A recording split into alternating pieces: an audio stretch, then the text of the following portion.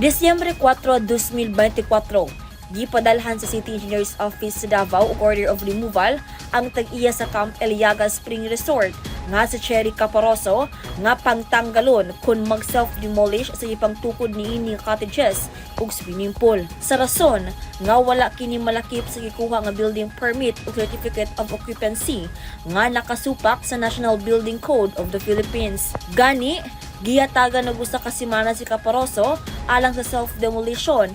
Human na dawat ni ini ang notice ni adtong Disyembre 9, 2024. Apan wala kini gituman sa TAG-IYA sa resort. Mao nga ni adtong PEBRERO 3, 2025, nagpadala na og notice of demolition ng City Mayor's Office sa Davao kang Caparoso nga giagi kang Malabog Barangay Captain Jesselito Areha nga nakalatid sa notice nga himuon ang demolition sa PEBRERO 18, 2025 sa alas 8:30 sa buntag ug naay duha ka adlaw si Caparoso nga motuman sa notice hilabi na kagahapon PEBRERO 20. Gihimo ang aktual nga demolisyon sa lokal nga gobyerno.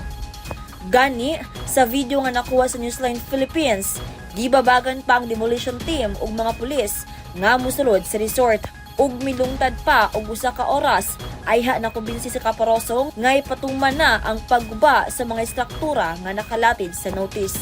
Nahimong emosyonal ang TAG-IYA sa resort ug nagbahad pa kini nga iagi sa legal nga proseso ang pagguba sa iyang kabtangan. Karong adlaw, PEBRERO 21, gihimo sa mga pulis sa PAQUIBATO Police Station 7 ng pre-deployment briefing alang sa ikadawang adlaw sa demolition sa Camp Eleaga Spring Resort. Buot sa mga pulis nga mabantayan ang posibleng kasamok nga mahitabo sa aktual nga demolisyon. Shiny Bulyaser, Newsline Philippines, stay safe!